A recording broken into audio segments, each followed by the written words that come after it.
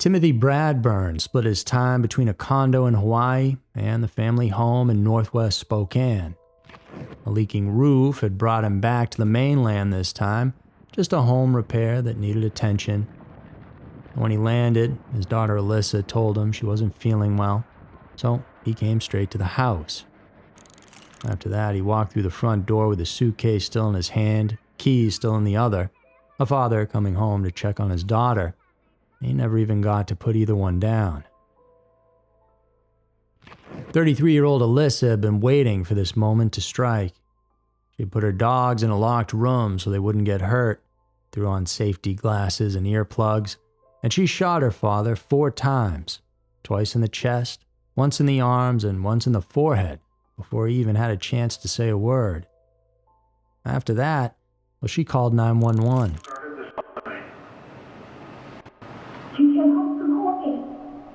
He came home from Hawaii, and that's why you shot him. She told the dispatcher exactly what she had done, where the body was, and that she would be sitting outside on the front step waiting for officers to arrive, and that's exactly where they found her. Pretty brutal and pretty strange, so what really went down? Investigators quickly learned this was not a snap decision. Alyssa had actually begun planning her father's murder approximately 3 weeks before he came home. As she visited a gun range and asked for help loading the firearm, she practiced her aim inside the tight quarters of the house, imagining what it would look like when he arrived and what she would do. And 4 days before the shooting, she started journaling, putting the plan into writing in her own words, methodically and deliberately. Her initial explanation to investigators was self-defense, claiming her father had been emotionally and physically abusive to her and even violent towards her dogs. That version of events held for a little, but eventually it totally broke down in court.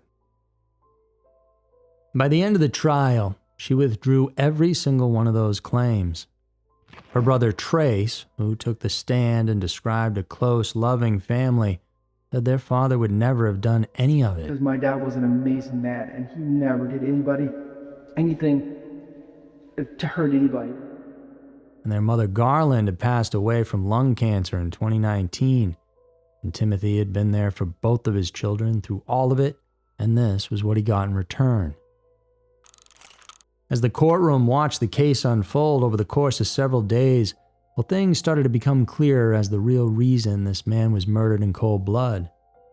It was genuinely unsettling to watch unfold as Alyssa, now rocking a completely shaved head, sat stoically throughout the trial with her eyes wide and a smile that never faded. Consistently throughout the proceedings, she had an expression that made observers deeply uncomfortable.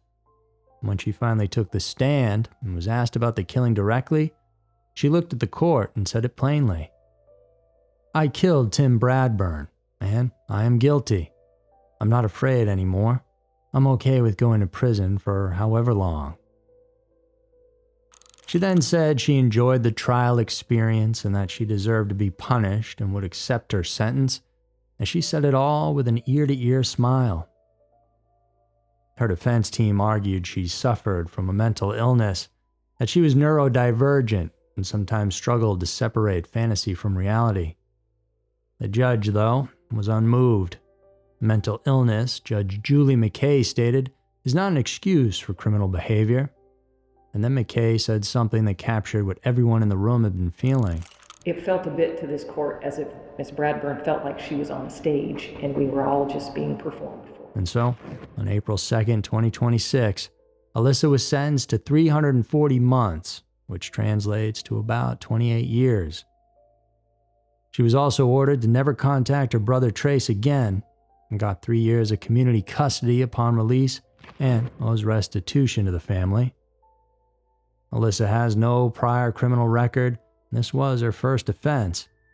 As Judge McKay noted at sentencing, unfortunately, the crime she chose to start her criminal history with was the most serious one possible.